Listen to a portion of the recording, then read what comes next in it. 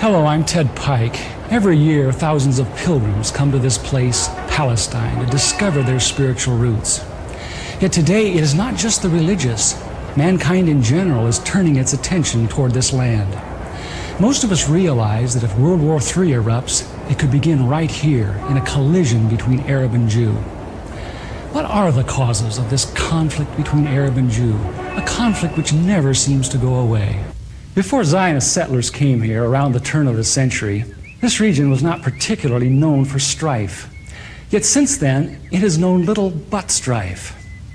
Is there something within Judaism itself which acts as an abrasive on this land? To answer that question, we don't need to make another pilgrimage to Palestine. We don't need to visit historic sites or Jewish shrines. Instead, since Judaism is very much a religion of its literature, we need to go where its most sacred teachings are preserved. We need to go to a synagogue, in particular, the library of a synagogue.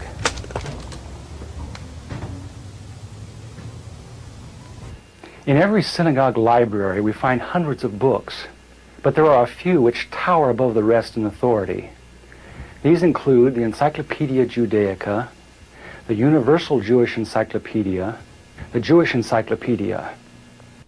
In the oldest of these, the Jewish Encyclopedia, we encounter fascinating new perspectives on the inner teachings of Judaism, perspectives which are well known to most religious Jews, but unknown to Christians. Most Christians believe that the Judaism of the Old Testament is very similar to Judaism today. Yet the Jewish Encyclopedia, in its article on Judaism, says modern Judaism and the Judaism of the Old Testament are very different. It says that after Nebuchadnezzar conquered Judah in the 6th century BC and led the Jews to distant Babylon, the Jews were faced with challenges to their faith they had never before experienced. Ever since the time of Solomon, the religion of Israel had centered around the magnificent temple in Jerusalem with its sacrifices and rituals.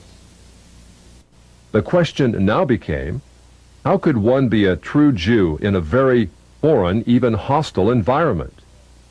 The need arose for a certain class of lay priests, called scribes or sopherim, to interpret the law in this new setting and make it workable. In time, these scribes became what the New Testament calls the scribes and Pharisees, the greatest legal authorities of Israel for all ages.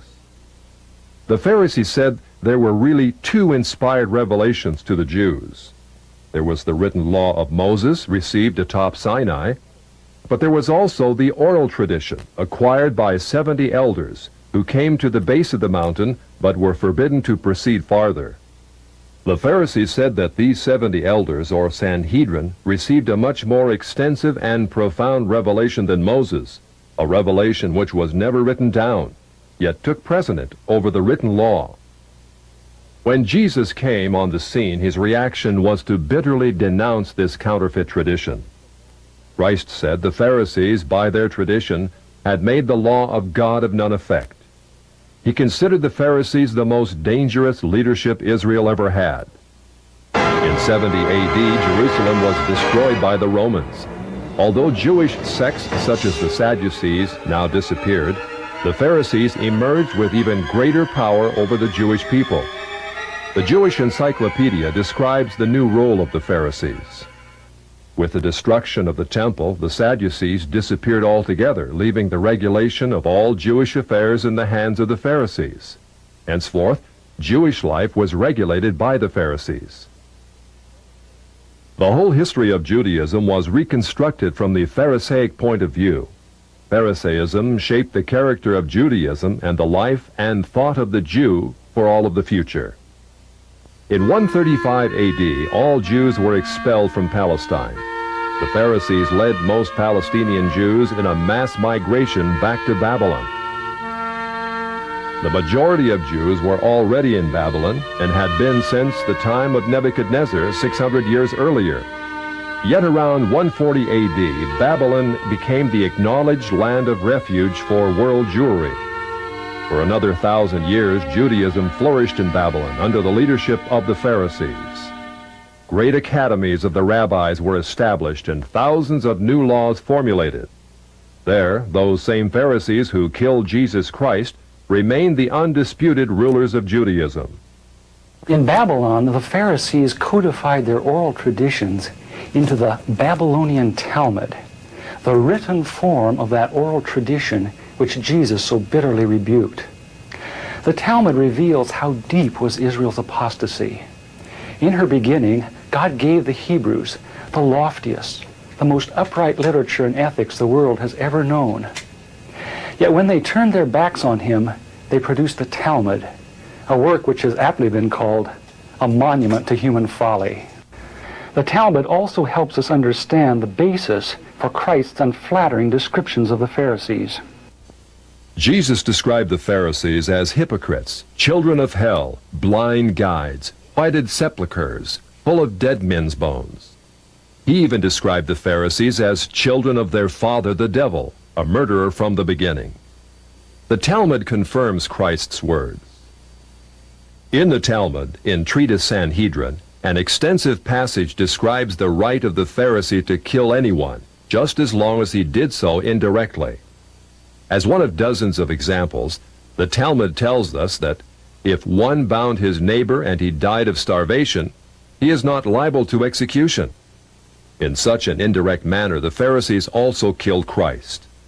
Manipulating the Romans to actually wield the spear and sword, the Pharisees claimed, as their descendants do today, that since the Romans were the direct cause of the death of Christ, it is the Romans, not the Jews, who are guilty. Christ also called the Pharisees adulterers, an adulterous generation. The Talmud provides generous loopholes for adultery.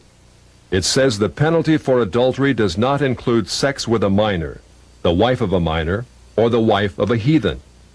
The Talmud also encourages seduction of unwed adolescent girls called designated bondmaids.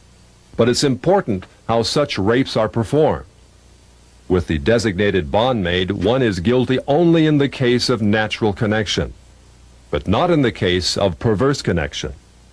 The Pharisees reasoned that rape in a perverted manner is outside the jurisdiction of the law. Normal rape, however, was punishable. In Babylon, sexual perversion of every kind had been a way of life for millenniums. The Pharisees were deeply influenced by such practices. In 3 of the major treatises of the Talmud are found extensive passages which give legal endorsement to seduce and marry 3-year-old baby girls. In fact, many of the greatest rabbis of the Talmud, including Simeon ben Yochai, upheld this privilege. Today in Israel, thousands of Jews go to Meron every year to venerate the memory of Simeon ben Yochai, one of the most respected rabbis in the history of Judaism. In one of dozens of endorsements of child sex, Simeon ben Yochai said, "A proselyte under the age of 3 years and a day is permitted to marry a priest." Agreeing with ben Yochai, the great Rabbah said, "When a grown-up man has intercourse with a little girl, it is nothing, for when the girl is less than this 3 years and a day, it is as if one put the finger into the eye." The footnote to this passage says, "As tears come to the eye again and again, so does virginity come back to the little girl under 3 years." The same section confirms that sexual activity with small boys is in the same category. The intercourse of a small boy is not regarded as a sexual act.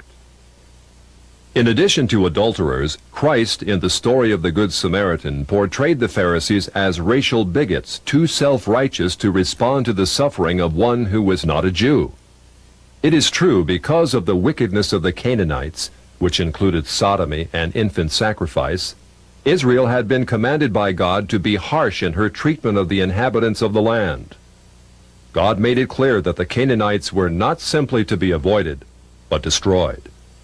By the time of the New Testament, this method of preserving God's kingdom by separation and the sword had become obsolete. God no longer made a racial difference between men. But the Pharisees were unfazed by God's new agenda. The Talmud was finally written down nearly 5 centuries after Christ, yet its critical Even homicidal attitudes toward Gentiles might have been lifted out of the book of Joshua. However, the quickest way to grasp the Talmudic view of Gentiles is not directly from the Talmud, but from the Jewish encyclopedias. If we quote an isolated opinion from the Talmud, a rabbi may quickly object, saying, "But that is not the overall opinion of the Talmud. That is not the definitive view." What the Jewish encyclopedia provides us is a definitive overview of perhaps hundreds of rabbinic statements on any subject, giving us accurate summaries of what the Talmud generally teaches. In its article on Gentiles, the Jewish Encyclopedia begins to define what makes a Jew so different from a Gentile. According to the rabbis, only Israelites are men. Gentiles they classed not as men, but as barbarians. Since Gentiles are not men in the fullest sense, so the Gentile is not a neighbor of a Jew.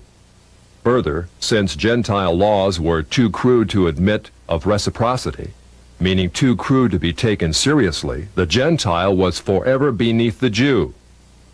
Gentiles were outlawed by God from the beginning, and thus had no property rights. The Almighty offered the Torah to the Gentile nations also, but since they refused to accept it, he withdrew his shining legal protection from them and transferred their property rights to Israel, who observed his law. Since the Talmud outlawed the child, or issue of a Gentile, as that of a beast, a Gentile had as little legal rights in a Jewish court as did an animal. The Talmud states that if a Gentile sue an Israelite, the verdict is for the defendant, the Israelite. Conversely, if the Israelite is the plaintiff, he obtains full damages. Because the Talmud conspires against Gentiles, if a Jew was ever caught telling a Gentile what the Talmud really says, such a person deserves death. So vile was the nature of a Gentile that the great Simeon ben Yohai said, "The best among the Gentiles deserves to be killed. The best of snakes ought to have its head crushed." Jews, however, are exalted beings in the Talmud, worthy of praise. Christ described the Pharisee who blessed himself, saying, "I thank thee, Lord, that I am not as other men." An eminent Talmudic rabbi says the same. "Blessed be thou, who hast not made me a Goy, or Gentile." There is a special antagonism between the Talmud and Jesus. The Talmud attacks him everywhere it can, even his mother. Mary, the Talmud says, was a whore who mated with carpenters. She who was the descendant of princes and governors played the harlot with carpenters. It naturally followed that the scribes declared Christ to be a bastard. In its article on Jesus, the Jewish Encyclopedia says that Jewish writings defame Christ. It is the tendency of all these sources to belittle the person of Jesus by ascribing to him illegitimate birth, magic, and a shameful death. Jesus, according to this article, was considered one of the three worst enemies of Judaism who came to an ignoble end. The Talmud says they subjected him to 4 deaths: stoning, burning, decapitation, and strangling. The Talmud also says he is now in hell, punished with boiling hot excrement. What is Christ's advice as he speaks to us out of hell? The Jewish Encyclopedia quotes Jesus as telling us above all to bless the Jews. He says, "Further their well-being. Do nothing to their detriment. Whoever touches them touches even the apple of his eye." Christians, as followers of the false prophet Jesus, also deserve death. The Jewish Encyclopedia again recaps the Talmud's position. A Gentile observing the Sabbath deserves death. It says the Talmud's hatred was probably directed against the Christian Jews. These Judeo-Christians, evasively called Min, Minit, or Minim, were considered by the rabbis to be the most dangerous form of heretics of ancient times. The New Testament Gospels were writings which the rabbis considered more dangerous to the unity of Judaism than those of the pagans. A Talmudic rabbi said, "The writings of Christians deserve to be burned, for paganism is less dangerous than Minute or Christianity." The Jewish Encyclopedia, in its article on men, continues to illustrate the Talmudic hatred of Christianity. Again, we must remember, minim usually indicates the Judeo-Christians. It was forbidden to partake of meat, bread, or wine with the Christian. Scrolls of the law, tefillin, and mezuzot written by a Christian were burned. An animal slaughtered by a Christian was forbidden food. The relatives of the Christian were not permitted to observe the laws of mourning after his death, but were required to assume festive garments and rejoice. The testimony of a Christian was not admitted in evidence in Jewish courts, and an Israelite who found anything belonging to one who was a Christian was forbidden to return it to him. The Pharisees, through their Talmud, thus gave the Jews an ethic which encouraged bigotry and isolation. But it did worse than that. It invited persecution. By the 11th century, the inhabitants of Babylon, growing weary of the self-righteousness and dishonesty of the Jews, expelled them to the west.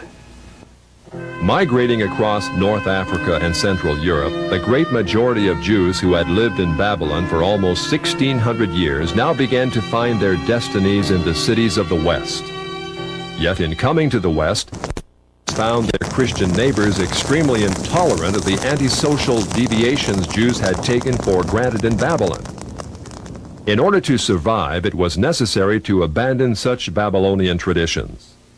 But that was not as easy as it sounds. For 1,000 years, the Pharisees had commanded such deviations.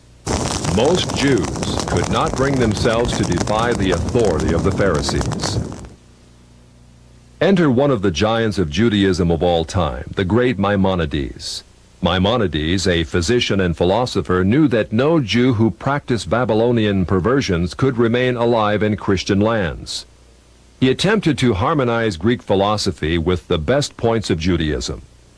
He hoped his rationalizations would enable Jews to abandon their antisocial customs. Yet Maimonides was only partly successful. He was excommunicated by the Jewish community on the charge of making new laws. Nevertheless, his moderation and intellect did in fact temper the old Judaism of Babylon.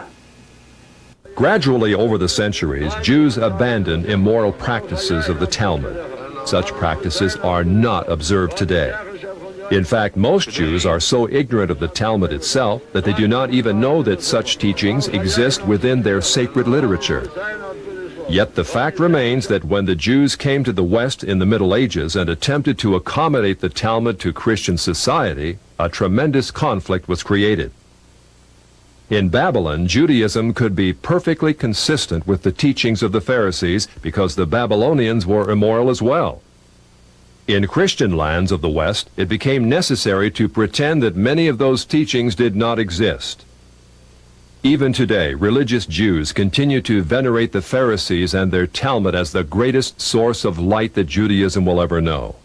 Yet, living in Christian lands, no Jew can fully perform what the Pharisees commanded. This conflict in Jewish responsibility has created a dilemma over the last 1,000 years from which Jews in the West have not emerged. Yet even before Maimonides came on the scene in the 12th century, another dilemma was being created in Judaism far to the east. This was a dilemma not concerning the doctrines of the Jews, but over who actually was a Jew.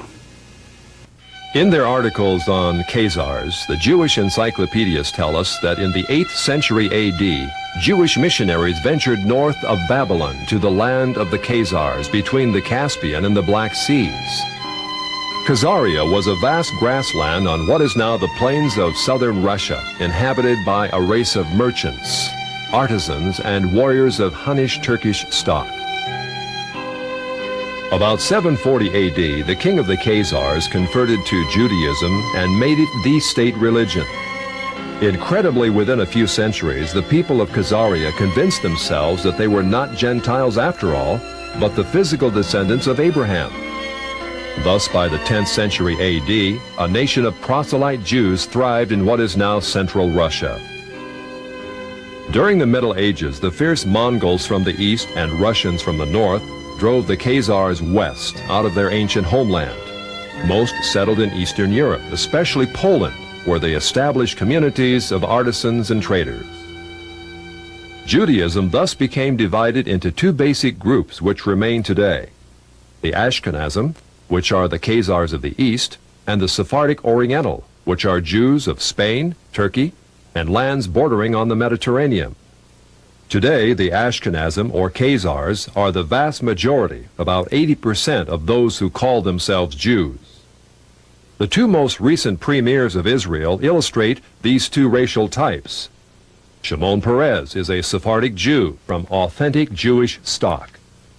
Yitzhak Shamir, like Menachem Begin, is Ashkenazim or Khazar in origin. In Poland, these ancestors of most modern Jews thrived. In fact, they actually became more zealous Jews than their theological cousins to the west, the Sephardim. The Khazars were fascinated with that mystical aspect of Judaism called Kabbalah. Kabbalah was the Jewish form of ancient Gnosticism, a belief that God is unconscious yet everywhere, revealed in different levels of refinement throughout the universe. Of course, Judaism was always unique among ancient religions in its belief in a single conscious God, a God not only capable of creating the worlds, but of punishing evil and rewarding good. Like Eastern religions, however, the Polish Kabbalists believe that God in his purest form is utterly remote, unknowable, without opinions about right and wrong. Instead, his being filtered down through many gradations or sephirot until it reached Israel. Israel, according to the Kabbalah, was the visible, rational emanation of God in this world. Below Israel was confusion and darkness, represented by demons and the chaotic world of the Gentiles. What excited the Khazars was that Kabbalah preached revolution. It said that Jews, as superior beings, were destined to rule the world. In the Zohar, which is the written text of Kabbalistic lore, we find the arrogance and ambition of the ancient Pharisees very much alive. In a typical passage, the Zohar teaches, living soul refers to Israel, who have holy living souls from above, and cattle and creeping thing and beasts of the earth to the other peoples who are not living soul. Only by the overthrow of the Gentiles, the Zohar asserts, can Israel regain its position as God's Shekinah glory on earth. The Zohar calls Gentiles Amalekites. In a passage typical of many, the Zohar says they caused the destruction of the temple. So when God reveals himself, they will be wiped off the earth. Redemption will not be complete until Amalek will be exterminated. But once Israel shakes off Gentile dominion and Christian influence, heaven will descend to earth. The Zohar says Israel will fulfill her predestined role, ruling the world under the leadership of her Messiah. Since the Kabbalah or Zohar was not merely a theological system, but taught the overthrow of the existing order, it was natural that before long Jews should begin to put it into practice. With the age of Voltaire and the so-called Enlightenment during the 18th century, we see a host of Jewish Kabbalists migrating west out of Poland and penetrating the very capitals of Europe. Jewish wonder workers, Bolshems as they were called, Saint Germain, Cagliostro, Frank, Falk, men of vast wealth and mystery came upon the European scene at the end of the 18th century. In Europe, in the years preceding the French Revolution, the foundations were laid for a new order in the world. Kabbalists such as Adam Weishaupt helped establish the ultra-secret Illuminati, which became a cover for plots and intrigues that would begin the erosion of Christian civilization. At the same time, beginning with Jewish philosopher Moses Mendelssohn, many Jews began to perceive their religion not simply as a means of personal salvation, but as a way to reform society at large. Many Jewish activists said that, starting with such revolutionaries as Moses and the prophets, Israel had always had the social objective of righting injustice and taking the part of the downtrodden. It was the duty of every Jew, they said, to come to the aid of the oppressed working masses, called the proletariat, in their historic struggle against capitalistic bondage. Many Jews thus came out of the ghetto and took part in all the great revolutions of the 19th century, including the Revolution of 1829 and the Revolution of 1848.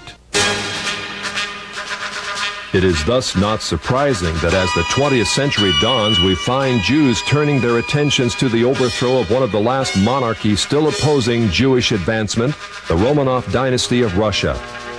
It is well known that the Jews had long hoped to overthrow the Tsar. It was natural then that Jewish philosophers such as Moses Hess and Karl Marx should contrive a philosophy that could make such overthrow possible. It was also natural that international Jewish bankers of New York, London, and Hamburg should finance it. The U.S. State Department, in its 3-volume report on the origins of communism in Russia, published in 1931, reveals how Jewish-controlled German banks under the leadership of Max Warburg conspired as early as 1914 to send large payments to Lenin, Trotsky, and others in their attempts to bring down the Tsar. As part of this conspiracy, Jacob Schiff, head of the New York Jewish banking house of Kuhn Loeb, invested at least $20 million, which would be close to $1 billion today, toward the establishment of Bolshevism in Russia. In its article on socialism, the Jewish Encyclopedia, published in 1905, freely admits that Jews in Russia were ripe for revolution. In Russia, socialism, has become a movement of the Jewish masses. The later Encyclopedia Judaica tells us the communist movement and ideology played an important part in Jewish life, particularly in the 1920s and 1930s, and during and after World War II. The Judaica, in fact, presents an extensive list of the most powerful Jewish leaders of Bolshevism, which included Trotsky, Sverdlov, Zinoviev, Kamenev, Litvinov, Kaganovich, and many others. The Judaica also tells us just how many Jews filled the communist ranks. It says anti-Semitism drove the bulk of Russian Jewish youth into the ranks of the Bolshevik regime. When the White Russian patriots heroically attempted to regain their freedom from the Jews, the Judaica says compact Jewish masses were utilized by the Bolsheviks to suppress such counter-revolution. Clearly, Jews and native Russians were engaged in a death struggle over the destiny of Russia.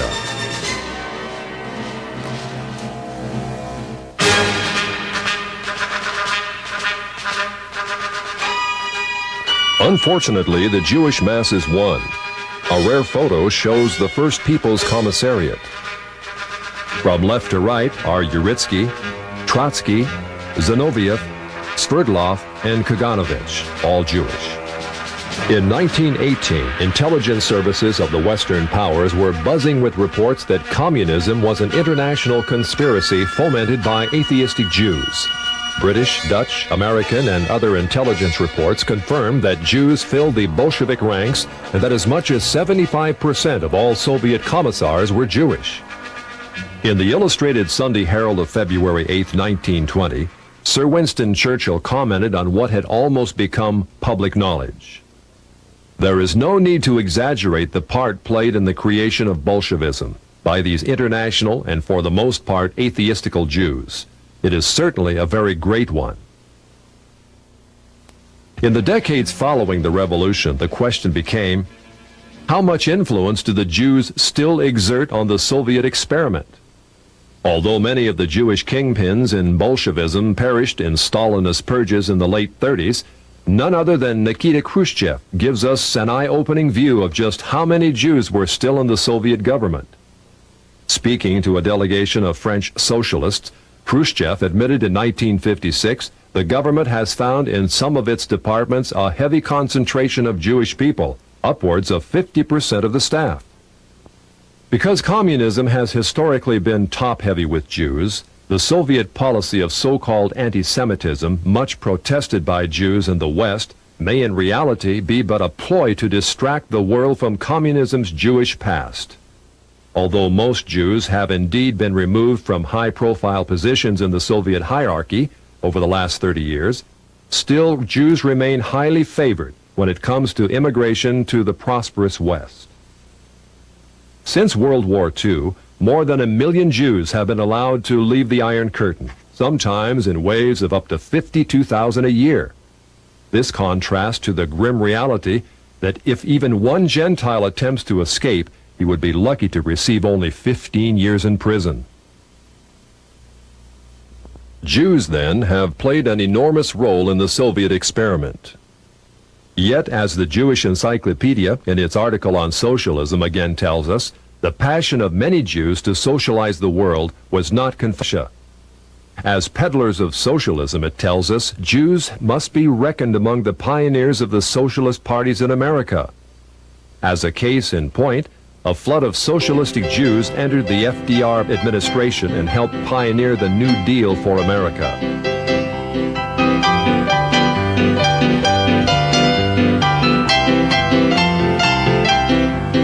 The Encyclopedia Judaica says Roosevelt's liberal policies endeared him to the Jewish community, which shared with him an overriding commitment to the welfare state. It is very significant that in letting left-wing Jews into his administration, FDR set in motion a conspiracy that was soon to have the gravest repercussions.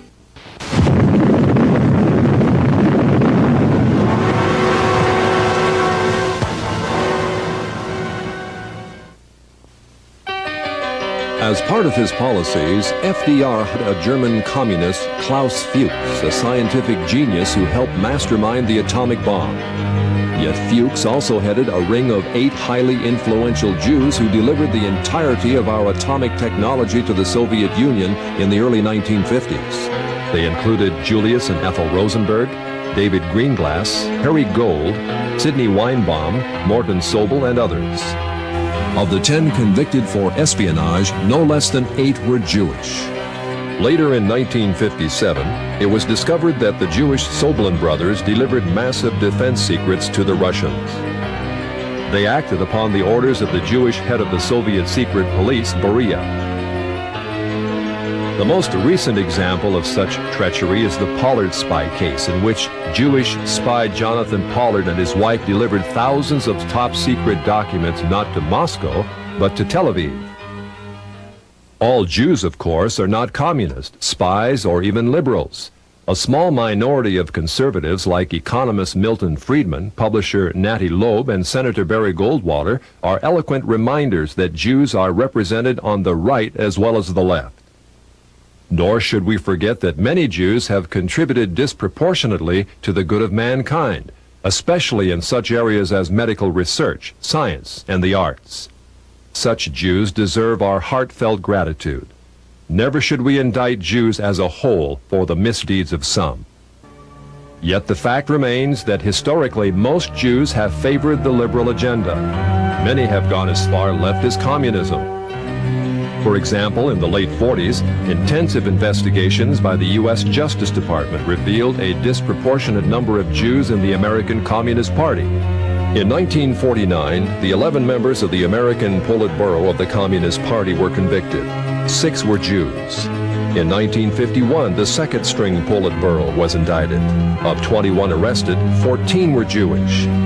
Also in 1951, 15 top West Coast communists were indicted. 6 of the 15 were Jewish. Falcon flight, break left. During the Vietnam conflict, while American boys died by the tens of thousands, Jews dominated the communist New Left in America. The Encyclopedia Judaica says the New Left included a disproportionate participation of Jews in the leadership and sometimes also in the ranks. It continues, Jews have been active in the United States in all radical movements, socialist and communist, old left and new. On almost every major campus in which the New Left was active, Jews were prominent in the leadership. Typically, they formed between a third to more than half the leadership and members. Jews also dominate the American Civil Liberties Union, a left-wing front which has tirelessly opposed such fundamental values as prayer in the schools, effective criminal prosecution, even the Pledge of Allegiance. The ACLU has been the subject of frequent congressional scrutiny. As early as 1931, a special congressional investigating committee prophetically described a role which has become all too familiar in recent years. It claims to stand for free speech, free press, and free assembly. But it is quite apparent that the main function of the ACLU is to attempt to protect the communists in their advocacy of force and violence to overthrow the government. Today, the ACLU is led by Jewish National Director Ira Glasser, the fifth national director in its history. According to a 1977 ACLU survey of membership, 27.3% of ACLU leaders were Jewish, 21.4% of members. The feminist movement, with its agenda of free abortions and lesbian rights, also contains a lopsided number of Jews in its national leadership. The three most influential feminists, Gloria Steinem, Bella Abzug, and Betty Friedan, are Jewish radicals. Jewish producer Norman Lear also heads People for the American Way, the liberal antagonist to Jerry Falwell's Moral Majority. People for the American Way videotapes every broadcast of national TV evangelists in hopes of ruining their ministries. Why does such Jewish-led radicalism prosper? Largely because the television media promotes it. And who owns the media? In its article on television, the Encyclopedia Judaica reveals that the big three television networks are Jewish-founded and controlled. David Sarnoff founded NBC in 1926. CBS was founded under the presidency of William S. Paley, also Jewish. ABC was an outgrowth of the NBC network, and another Jew, Leonard Goldenson, became its president. Gentiles usually occupy the visible out-front positions, but each of the three networks remain under Jewish influence or control. According to the famous Lichter-Rothman poll of 104 top-level media executives, published in Public Opinion magazine, Jews also dominate the lower levels of network broadcasting. Although Jews constitute less than 3% of the American population, a whopping 59% of TV executives surveyed were Jewish. The Encyclopedia Judaica, in its article on motion pictures, paints a similar picture of Jewish control of the movie industry. With the exception of United Artists, it says, all the large Hollywood companies were founded and controlled by Jews. The largest of all entertainment monopolies, MCA, called the Octopus because of its domination of the entertainment industry, was likewise founded and controlled by Jews such as Jules Stein, Lou Wasserman, and Taft Schreiber. In its article on publishing, the Judaica presents lists of dozens of the largest publishers in America owned or controlled by Jews. In the Lichter-Rothman poll, it was found that 97% of media leaders surveyed favored abortion on demand, 86% favored hiring homosexuals as teachers, 57% believe that adultery is not wrong, and so on. Clearly, the liberal bias of the Jewish-controlled TV networks is indisputable. Jews are also rapidly gaining control in Congress. In 1976, there were virtually no Jewish political action committees. In 1986, there were more than 70 Jewish PACs. In 1972, there were 2 Jewish senators and 12 Jewish representatives in Congress. In 1986, there were 8 Jewish senators and 30 Jewish representatives. In 1986, more than 50% of the budget of the Democratic Party was paid for by Jews, with Jews paying 25% of the Republican budget. As our study in the synagogue library reveals, there does exist a tendency toward Jewish domination of our society. Where is all this headed? The Right Honorable Winston Churchill wrote, "It may well be that this same astounding race may at the present time be in the actual process of producing another system of morals and philosophy as malevolent as Christianity was benevolent, which, if not arrested, would shatter irretrievably all that Christianity had rendered possible.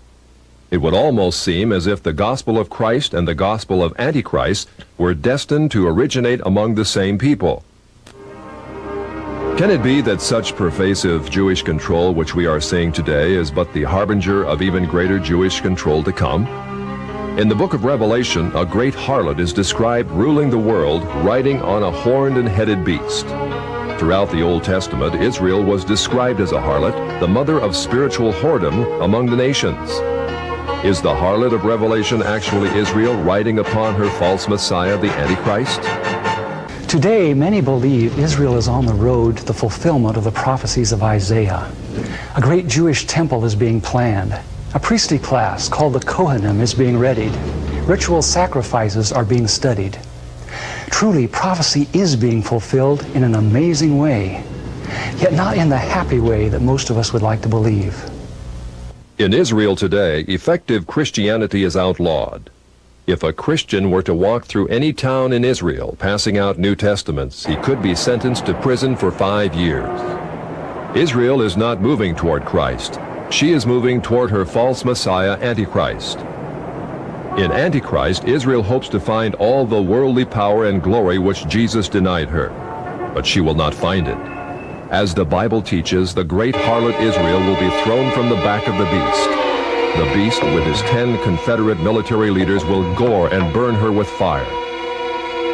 This is what the Bible calls the Great Tribulation, or time of Jacob's trouble, a time when Israel, who thought she could rule the world, will experience unprecedented agony and judgment for her sins. Since the Bible tells us that Israel is on the road to judgment by God, what should be our attitude toward her? St. Paul tells us that Jews are indeed enemies of the gospel, yet enemies who are beloved for the sake of a remnant which shall one day be revealed. Israel is like the prodigal son, inheritor of a glorious destiny. But she is also rebellious. Like the prodigal son, she must be humbled, not by us, but by God. Someday, out of the great tribulation, a remnant of Jews will look upon him whom their fathers pierced and will plead for his forgiveness. The dry bones of Jewish unbelief will be resurrected. Jewish branches will be grafted back into the vine, which is Christ, Israel's true Messiah. Israel will become as much of a blessing as she was once a curse unto the nations. But there have always existed those who cannot see the big picture, who cannot wait for God to finish his controversy with Israel on his terms. Throughout history, movements have erupted which have attempted to solve the so-called Jewish problem in the most direct way.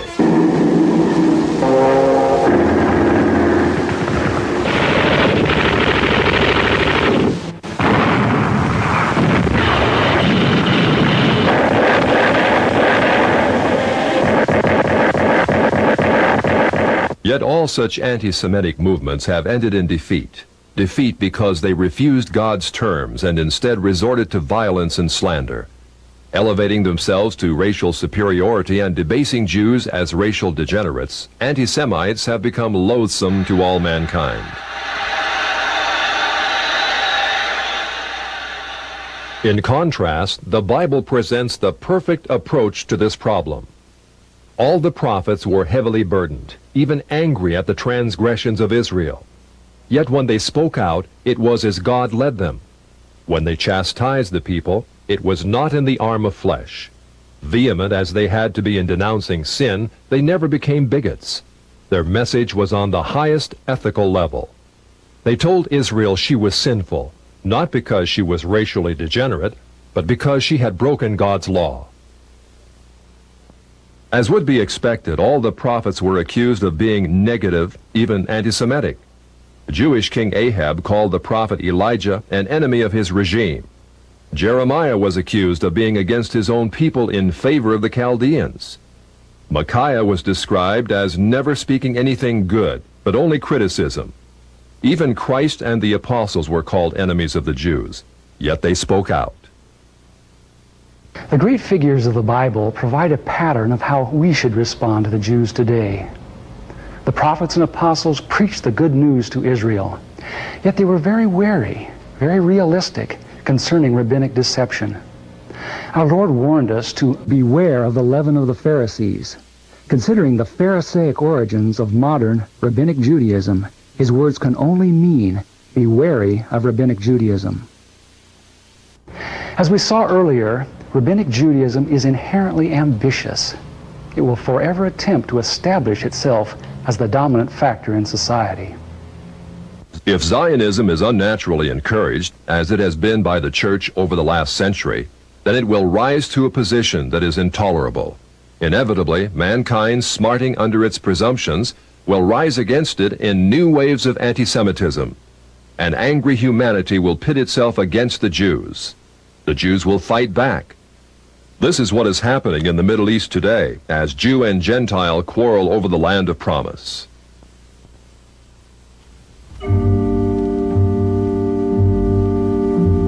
Who owns this land? In her beginning, God promised that through the physical people of Israel, a spiritual blessing, Jesus Christ, would be given to the world. Just as a physical people was necessary, so also was a physical land. Throughout the Old Testament, God repeatedly tells the Hebrews that the land of Palestine is promised to them and their seed forever. Yet in order to occupy this land, Israel must be obedient to him. If not, God repeatedly demonstrated in the Bible that he would actually invite the peoples surrounding Israel to invade and occupy. Only when the Hebrews finally cried unto God in repentance did he allow them to possess a land dedicated to obedience. God's demand for obedience is thus a standard before which both Christian and Jew must bow. Moses, a spiritual colossus, wanted to go into the land, but God would not let him because of one infraction.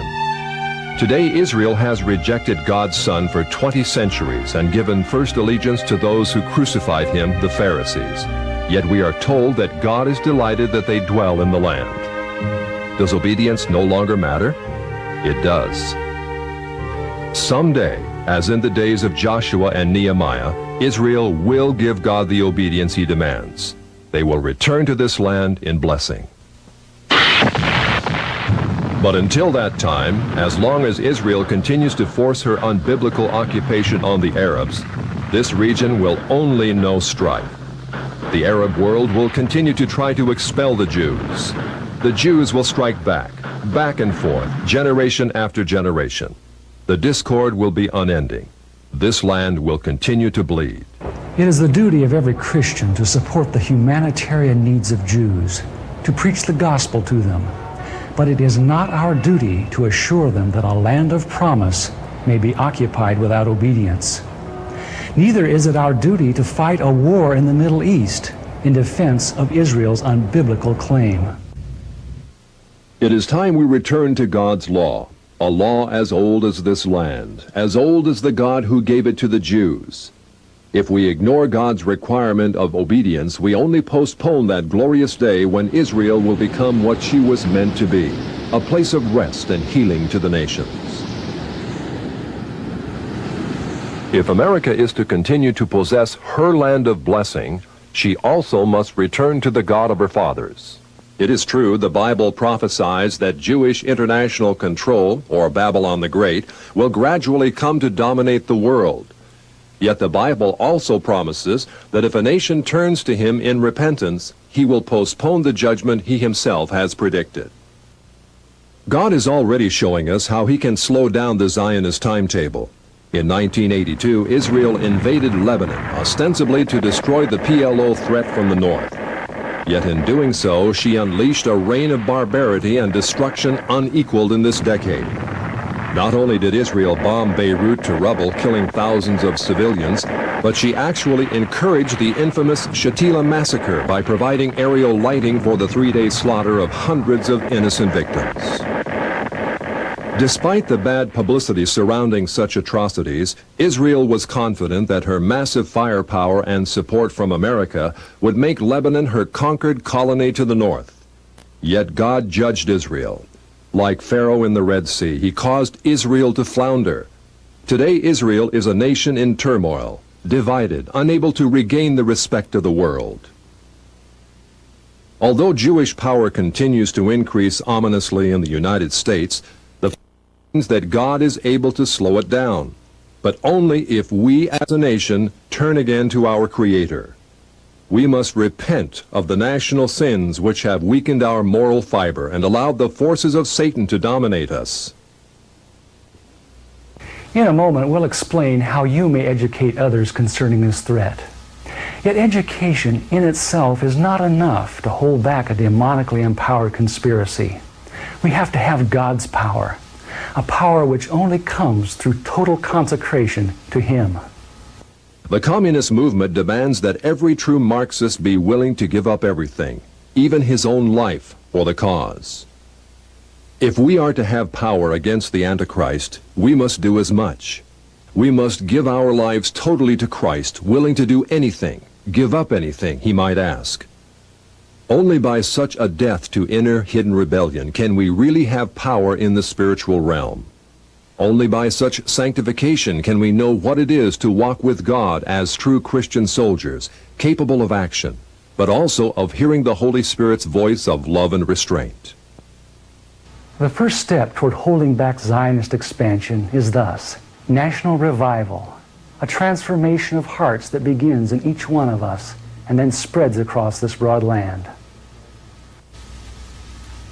But just as importantly, the church in America must turn from its unconditional support of Israel. For 3/4 of a century, the church has aligned itself with bloody and arrogant men in the Middle East. In bidding them Godspeed, it has become a partaker of their injustices. Tragically, such a policy has alienated the Muslim world from the gospel. Because the church has historically ignored the plight of the Palestinians and sided with their oppressors, the Israelis, the Arab world has closed its ears to the message of Jesus Christ. In fact, by giving unconditional approval to Israel, the church, more than any other institution, has helped build up the walls of that system, which will ultimately become Babylon the Great. The church must now face the fact that Israel today is not the fulfillment of the sublime prophecies of the Old Testament, prophecies which are conditional upon obedience. Instead, modern Israel is the first stage in Satan's plan to take this world from Christ and give it to Antichrist, Israel's false Messiah, who will rule the world from Jerusalem. This scenario is borne out by none other than Prime Minister David Ben-Gurion, one of the great founders of Israel. Recorded in an astonishing article in Look magazine, Ben-Gurion predicted that a one-world system presided over by Jerusalem will be set up in the near future. All continents will become united in a world alliance, at whose disposal will be an international police force. All armies will be abolished, and there will be no more war. In Jerusalem, the United Nations, a truly united nations, will build a shrine of the prophets to serve the federated union of all continents. This will be the seat of the Supreme Court of mankind, to settle all controversies among the federated continents as prophesied by Isaiah. Ben-Gurion's vision of Israel in dominion of the world is identical with the vision of the great harlot, ruling the nations, as given in Revelation 17. Yet it's a vision which may be postponed. If enough of God's people rededicate themselves to Him and turn from support of a system which seeks their ruin, then Zionist world control can be turned back, at least within our time.